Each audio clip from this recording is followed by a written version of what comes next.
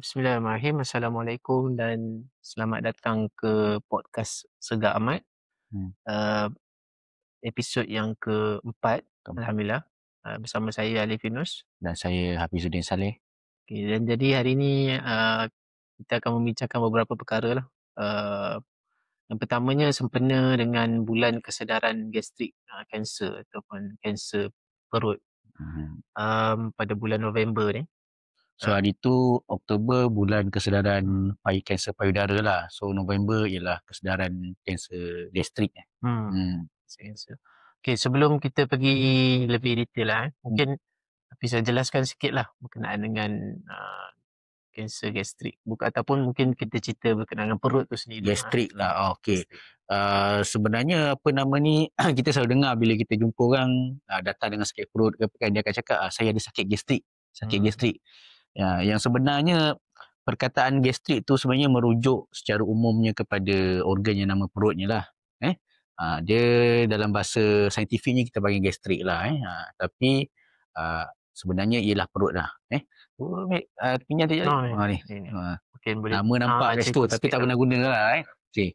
So sebenarnya dia apa nama ni tak sama dengan usus dan sebagainya lah. Kita kalau makan akan selalu makan di atas dan akan dihancurkan di perut lah. Inilah yang dinamakan perut ataupun dalam bahasa saintifik dia gastrik lah. Gastrik. Dan kemudian baru dia masuk ke usus kecil dan kemudian menjadi najis masuk ke usus besar lah. So kalau orang cakap gastrik sebenarnya ialah perut. Tapi yang menyebabkan sakit pada gastrik tu ada banyak sebab lah. Antaranya ialah itulah kanser gastrik ataupun kanser perut lah. Jadi perut ni salah satu organ pencernaan lah. Organ pencernaan dan organ yalah banyak fungsi dia. Apa nama ni kalau bercakap sebab kita selalu dengar pasal kanser payudara dengan kanser usus lah, kanser prostat, tapi banyak ke dengar pasal kanser gastrik sampai kena ada bulan kesedaran khas untuk kanser gastrik ni? Jadi kalau ikutkan kanser gastrik ni dia boleh katakan dekat negara kita ni antara kanser yang kalau ikut tangga ikut prevalence lah. Prevalence ni maksud dia berapa banyak sakit yang ada masalah kanser gastrik ni. Dia mungkin tangga ke-10, tangga ke-11. Bawah-bawah jugalah. Tapi compare dengan data dekat seluruh dunia mengikut panggil Global Can ni adalah satu collection data berkenaan dengan kanser yang ada di dunia ni. Jadi mengikut data 2022 kanser gastrik ni di tangga ke-5 keseluruhan dalam dunia lah. Dalam dunia. Dari segi prevalence, maksudnya number of cases, dengan juga yang menyebabkan kematian. Kanser yang menyebabkan kematian di tangga nombor 5. Jadi ada maksud boleh nak kata discrepancy lah, ada perbezaan lah antara data negara kita kan. Ini mungkin tak seramai nisbahnya compare dengan data seluruh dunia. Mungkin ada banyak faktor lah. Antara mungkin kesedaran tu berbeza juga kan, kesedaran untuk pesan. Betul. Sebab kalau kita tengok dekat negara kita ni, dia bergantung juga pada genetik, faktor-faktor genetik, faktor-faktor kata sebenarnya kalau kita ikut kanser perut ni, dia orang kata faktor risikonya utamanya kita tahu dia panggil H. pylori infection lah. Jangkitan kuman bernama H. pylori. Kalau dalam bahasa Cina Lo Sin Chin. Dia ada tu. Saya kalau sakit pandai dah. Sakit tahu berkaitan Lo Sin Chin ni lah kalau sebut kan. H. pylori ataupun Lo Sin Chin ni dia kuman yang ada dekat dalam perut. Kalau ikut study yang lebih 20-30 tahun lepas, prevalence untuk manusia ni ada kuman H. pylori ni mencecah 50%. So kerap lah. Sebenarnya ramai je yang ada kuman H. pylori ni dalam perut dia lah. Dan kuman ni dia boleh jadi satu faktor risiko untuk ke arah perubahan dalam lapisan dalam perut ni untuk berubah menjadi orang kata peradangan, gastritis, atrophic gastritis, chronic gastritis dan seterusnya, dysplasia dan membentuk kanser lah. Tadi dia kata kalau kat Malaysia ni lah dia bawah dalam tangga ke-10 macam tu lah. Kira tak adalah sekerap kanser-kanser lain tu kan. Tapi biasanya kalau yang Alip pernah jumpa dalam praktis lah kan, biasanya dia patient-patient macam ni dia akan datang dengan tanda-tanda macam mana. Jadi sebabnya kita tahulah. Buat benda ni jarang tapi kita kena tahulah apa tanda-tanda yang menyebabkan, ni kena jumpa doktor cepat ni. Dia sebelum tu kita tengok dari segi numbers lah kan. Kebanyakan pesakit yang datang, dia dah advance. Sama ada advance atau local advance dia lah. dah maksudnya dah meribak lah. Dah membesar, dah mula meribak. Sebab tanda-tanda dia kadang-kadang orang panggil subtle. Dia tak jelas tanda-tanda dia kan. Dan mungkin orang tak tahu, kalau ada tanda-tanda tu, dia berkait dengan kanser perut. Contoh tanda tu? Contoh macam dia tak selesa, even rasa tak selesa dekat perut. Yang biasa orang biasa juga kan. Kata gastrik, angin. Terus simptom yang kata subtle. Kalau dia katakan dia lebih spesifik sikit, cepat kenyang, makan sikit cepat kenyang kan. Ataupun dia rasa selera makan kurang, berat badan turun. Itu dah ke arah tanda-tanda yang lebih, orang kata lebih advance sikit lah. Dari segi tahap lah. Kalau tahap kanser ni kita ada tahap 1 sampai tahap 4 lah kan. Mungkin bila dah ada tanda-tanda yang kurang selera, kurang berat badan tu, dia dah nak ke arah maybe at least stage 3 lah. Ada tanda-tanda lain macam yang lebih obvious, yang pesakit akan datang ke hospital dengan segera, macam pendarahan, muntah darah lah. Muntah darah, berak, orang kata najis warna hitam. Itu antara tanda-tanda yang ni lah. Cumanya yang tanda-tanda awal ni yang tak berapa jelas, kadang dia macam tak sakit selesa, perut biasa sajalah. Biasa. Jadi jangan pandang enteng lah. Kita orang kata sakit gastrik ni sepatutnya kena dapatkan nasihat doktor lah. Untuk kita check lah. Sebab kalau ikutkan orang kata sakit gastrik kan, gastritis ke ataupun orang kata apa, sekok lah, macam bahasa cakap bahasa apa. Sebab kadang-kadang banyak orang kata apa, description terhadap simptom tu kan. Kita nak kata apa, angin lah kan. Angin lah, biasanya orang cakap angin lah. Tapi macam mana agaknya nak bezakan dia sakit perut yang biasa disebabkan radang tu, ataupun ni mungkin saya kena buat sesuatu yang lebih daripada jumpa doktor biasa lah. Kadang-kadang kalau pesakit tu sendiri, ataupun orang umum sendiri nak spesifikkan tanda-tanda tu kadang-kadang susah. Sebab macam saya katakan, macam-macam description kan. Ni. So lebih baik bila dah ada sesuatu yang tanda yang abnormal kan, rasa tak selesa, rasa sakit perut, angin ke apa ke, jumpa doktor. Sebab terutamanya pakar lah. Sebab daripada cerita tu kita boleh deduce kepada orang kata diagnosis lah. Kita boleh tanya lagi soalan yang boleh membawa kepada possibility, kemungkinan dia ada sama kanser ataupun benda-benda yang alarming lah, benda-benda yang berbahaya kan. Contoh bila kita tanya ada kurang selera makan ke, cepat kenyang, kadang kita tanya simptom yang lain macam susah nak telan kan.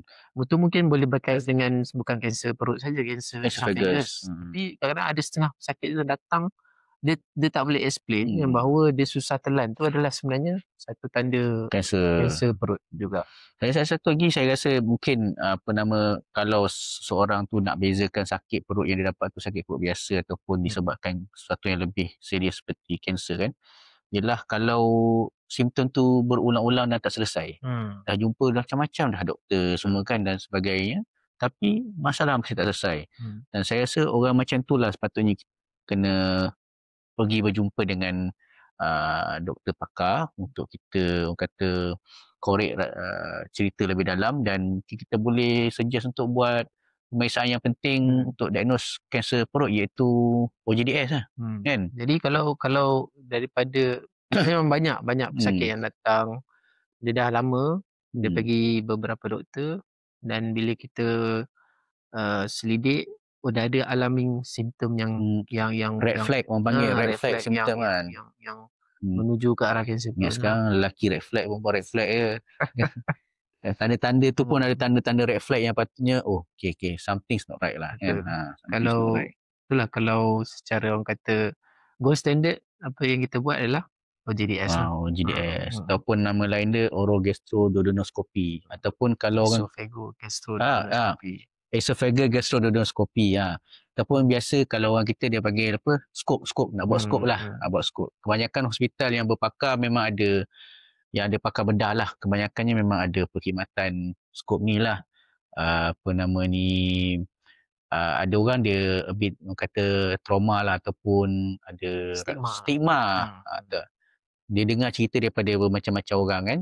So ada bermacam-macam cerita yang kadang-kadang orang yang dia dengar tu ada pengalaman buruk sebab diagnosis dia lain. Kan, bukannya diagnosis yang kita nak buat pada patient tu lah. Kan? Kita tak boleh samakan, orang kata tak boleh, kena comparison tu kena apple to apple lah kan. So sebenarnya untuk menghilangkan orang rasa stigma ataupun ketakutan masyarakat terhadap prosedur yang dinamakan scope atau GDS ni, nak terangkan je lah, dia sebenarnya ialah satu prosedur di mana kita akan masukkan tube berkamera lah. Tak besar pun benda tu, dalam tube tu dalam jari saya lah, mungkin jadi adik besar sikit kot kan. Ada kamera di ujung tu, dia akan dimasukkan. Sebelum dimasukkan tu dia akan bagi ubat kebas pada tekak dan juga ubat penenang yang akan menjadikan pesakit kata mengantuk dan tak berasa berapa sakit lah. Tak tipu, benda tu tak berapa selesa, tu saya tak boleh tipu lah. Tapi kita ada berbagai cara untuk menjadikan pemeriksaan tu lebih selesa kepada pesakit. Seperti yang saya cakap tadi, semua ubat untuk kebaskan tekak, dan juga ubat yang kita beri untuk untuk bagi pesakit mengantuk lah. So tiub berkamera tu akan dimasukkan melalui mulut, melalui tekak, esophagus, sampai ke perut dan permulaan usus kecil lah, duodenum. Dan pemeriksaan tu biasanya mengambil masa lebih kurang lah dalam 5 ke 10 minit lah. Dan ianya sangat bagus sebab kita dapat direct visualization of apa yang ada di dalam perut kita. Cuba tengok dan tu. Kan macam dalam ni kita boleh buka ni dia. So kita boleh nampak dalam perut. Dia tak adalah gambar cantik macam ni kan, tapi lebih kurang lah kan. Boleh nampak lah kalau ada ketumbuhan ke ulcer ke apa yang kita boleh ambil biopsi. Kadang-kadang kita tak ada nampak apa-apa pun, tapi kita memang akan ambil sampel untuk cek ada tak kuman H. pylori tu, dan kalau ada kita akan bagi rawatan dia lah. Kalau macam ketumbuhan kanser perut kan, dia akan bermula pada dalam lah. Bermula daripada dalam dan dia akan berkembang dan keluar lah kan. Dia daripada stage pertama tu dia dekat dalam. Lepas tu bila makin besar dia akan pergi ke dinding seterusnya dan naik ke stage lain lah. Kalau sebab tu bila OGDS ni ataupun scope ni adalah satu gold standard lah untuk nak melihat steady dalam perut tu lah. Sebab ada orang kata kenapa tak buat CT scan je kan. Yelah. CT scan pun boleh nampak, cumanya kita tak dapat nampak apa. Siapa? CT scan pun boleh nampak, cuma kita tak dapat nampak lebih detail lah. Muka dia macam mana, rupa dia macam mana. Dan kadang-kadang kalau benda tu, ketumbuhan tu kecil, kadang-kadang tak nampak juga daripada CT scan kan. Betul. Dan kelebihan dia kita boleh ambil, macam Hafiz kata, boleh ambil C dan hantar ke makmal untuk nak confirmkan dia adalah jenis apa lah. Macam Ali cakap tadi, yelah sebab kanser ni pun bukanlah orang kata kanser yang kerap sangat kan berlaku.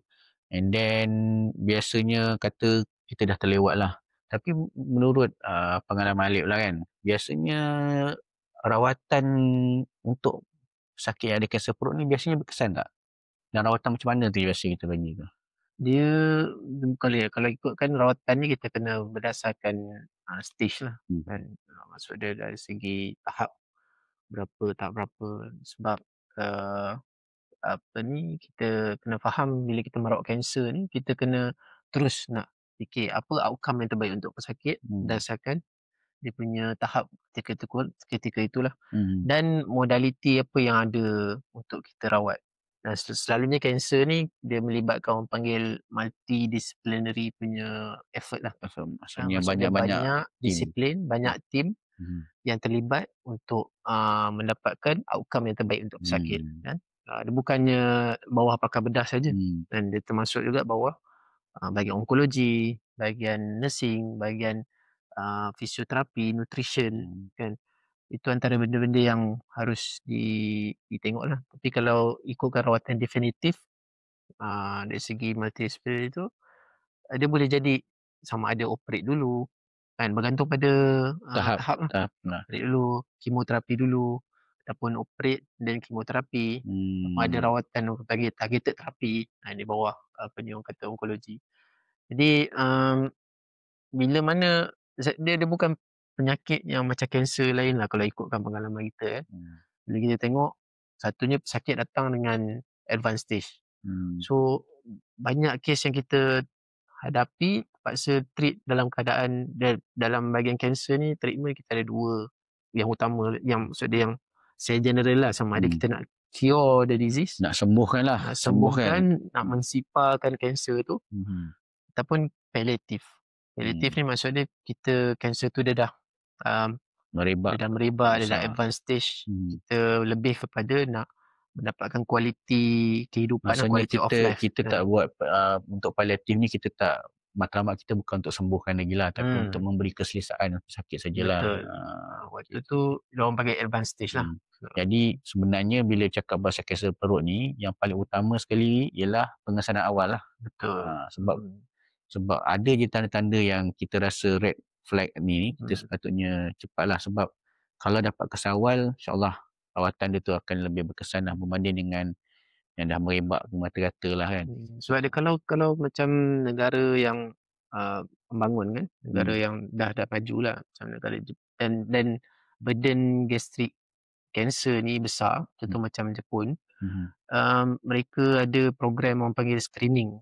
Sebab benda tu kerap sangat kat sana kan, banding kita. Jadi bila dia buat screening secara skop untuk setiap rakyat dia boleh detect peringkat awal lah kan, peringkat 1. Dan screening maksud dia bila seseorang tu dia tak ada simptom pun kan? Tak ada simptom pun dia dah buat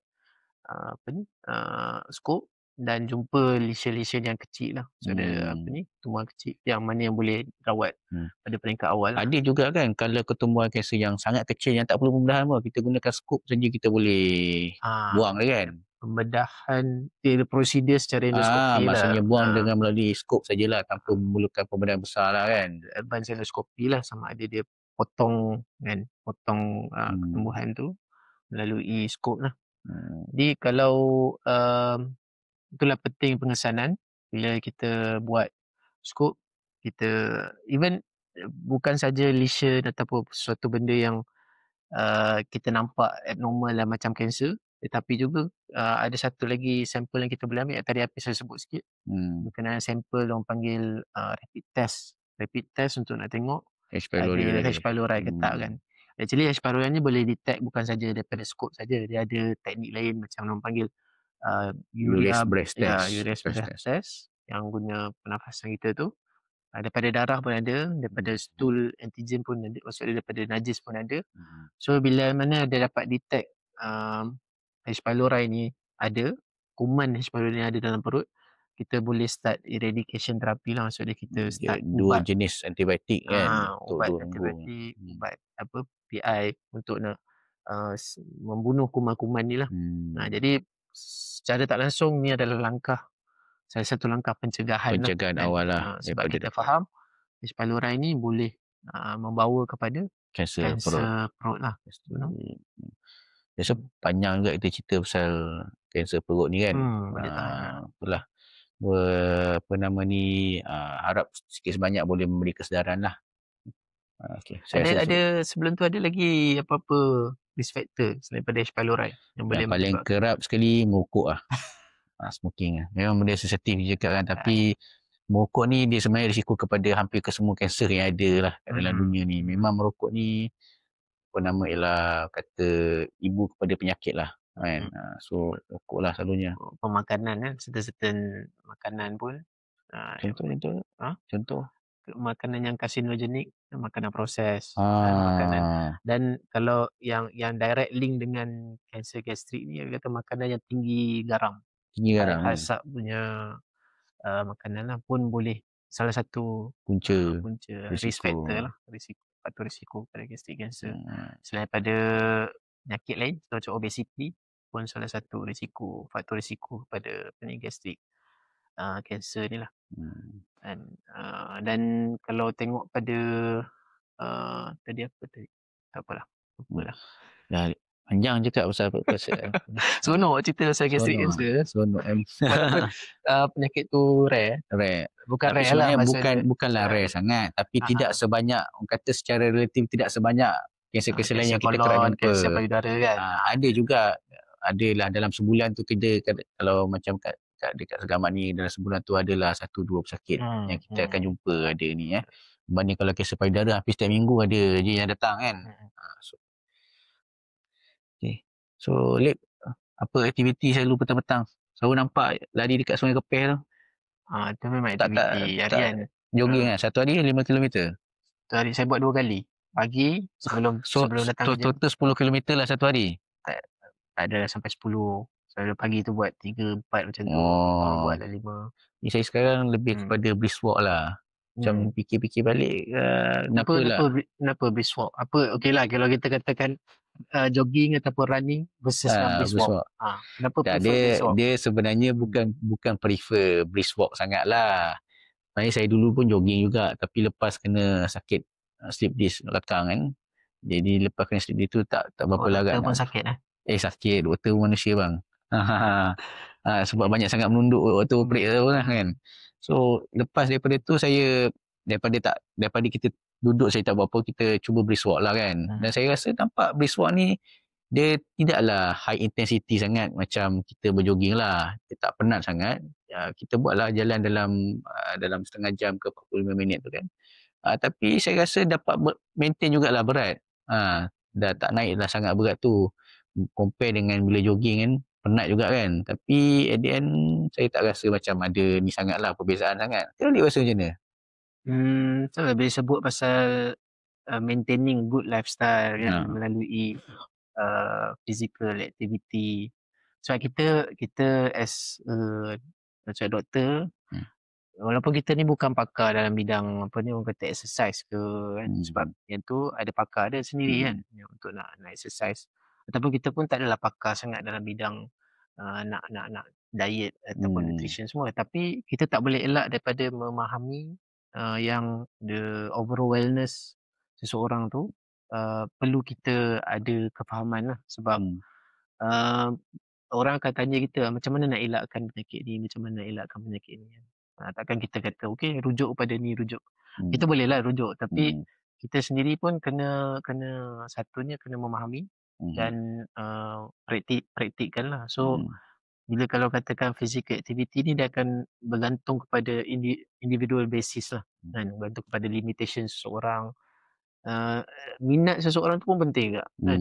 Kalau ada orang minat berjalan-jalan, ada orang minat berlari Kalau dia dah minat nak berlari, so dia kena sesuaikan dengan dia punya limitation badan jugalah. Dari segi berat badan dia, dari segi cardiorespiratory reserve dia kan. Macam mana dia boleh dapatkan endurance waktu nak buat sesuatu yang stres tu.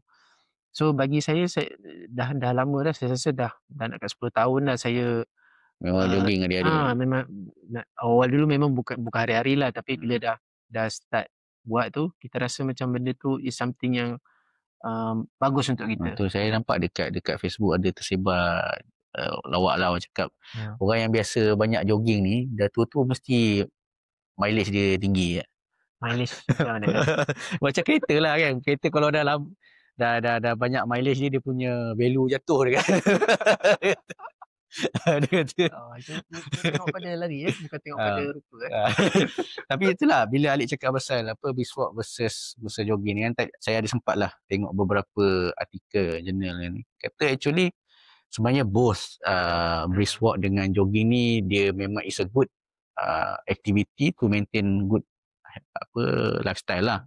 So both ada efek yang bagus untuk jaga kita punya jantung, tahap kecergasan dan sebagainya. Tetapi nak pilih brisk walk ataupun jogging ni bergantung kepada apa yang kita nak dan juga minat kita tadi lah kan.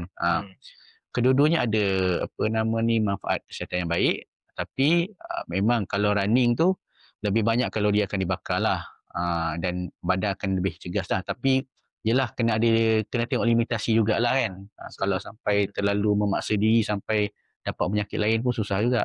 Tapi dia yelah dalam physical activity ni, jadi dua komponen yang saya rasa perlu diambil kira dalam pemilihan kita dalam apa benda aktiviti yang kita buat lah. Satunya is the stamina cardiorespiratory punya function tu yang kita nak improve. Yang keduanya adalah segi orang kata muscle strength. Kekuatan otot tu. Kekuatan otot. Dua orang kata komponen yang kita kena improvise. Maksud dia ataupun nak maintain dari segi kesihatan. Sebab dua-dua tu indirectly membawa kepada orang kata kesan positif kepada kesihatan. Cumanya dua komponen ni kita kena ambil kira lah. Contoh kalau kita pilih untuk nak jogging kan. Memang kita akan improve kita punya cardiorespiratory, maksudnya dari segi jantung, paru-paru kan. Masa pernafasan kita. Kita pun kena consider apa aktiviti yang membolehkan kita muscle-muscle yang lain lah, otot-otot untuk nak diperkuatkan. Kenapa kuatan otot ni penting? Melalui orang kata resistant exercise ke aerobik dan sebagainya tu. Dia sebab bila contoh masa kita, satunya bila kita praktis orang kata masa resistant, dia akan membentuk dia akan membantu imuniti badan. Rasa lebih kuat otot yang kita nak bina tu, lebih kuat imuniti badan kita lah. Satu. Nombor dua, bila kita dalam stres, contoh kita ada penyakit ke, kita dalam kena jangkitan kuman ke, otot-otot ni lah yang diperlukan ketika untuk menyumbangkan tenaga kan, waktu tengah stres. Itu kepentingan dia lah. Dia jadi macam bank kepada badan kita ni lah. So sebenarnya banyak daripada sudut tu ada kelebihan juga running ni daripada brisk walk lah kan. Tapi itulah kata kalau kita ni masih muda sihat kan, kalau larat lari-larilah kan.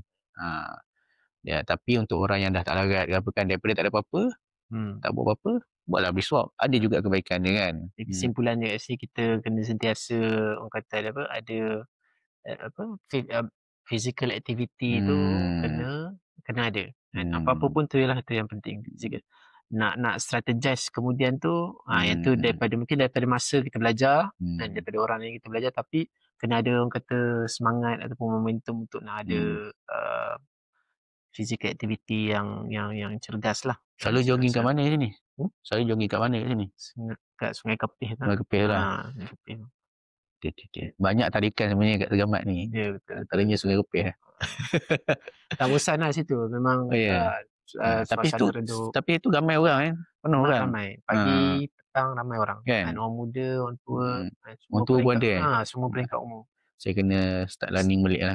Multi-racial, semua kaum ada. So saya nampak macam good place lah untuk nak beriadah kat situ. So datanglah ke Segamat melawat Sungai Kepih. Okay. Jadi sebelum kita tamatkan episod kali ni, saya rasa hari tu kita ada bincang berkenaan dengan TPA. TPA, third party administrator yang mengawal kita punya claim untuk insurans. Kira orang tengah lah untuk orang tengah. Dia tak sangka pula sehari lepas kita bincang tu, kan ada pertemuan grievance mechanism committee kalau tak silap saya lah. Grievance mechanism committee terdiri daripada stakeholders lah yang involved, maksudnya pemegang taruh yang involved. Contoh yang ada terlibat MMA, lepas tu persatuan hospital swasta, kemudian bahagian insurans dan persatuan-persatuan insurans. So orang dah ada kesepakatan dan membentuk komiti ni lah untuk membincangkan berkenaan dengan saya rasa itu satu langkah yang proaktif dan baiklah kan, progresif untuk ke arah nak menyelesaikan apa yang isu-isu yang ada lah. Kemelut yang orang panggil yang menyebabkan rasa curiga kan antara pihak insurans dan juga pihak penama hospital dan sebagainya lah. Tapi baguslah. At the end saya rasa dapat orang kata tu menjamin kualiti perawatan yang terbaik pada pesakit dan dalam masa sama menjamin juga hak-hak stakeholder yang lain lah. Mungkin dia terdengar kot kita punya podcast. Tak adalah ramai tapi mungkin dalam 2,000 yang dengar itu tu salah seorang dia. Tak tahulah. Dan claim lah. Dan claim lah. Okay, saya setakat tu je. Terima kasih. Kita jumpa lagi untuk episod akan datang lah. Okay. Terima kasih. Assalamualaikum.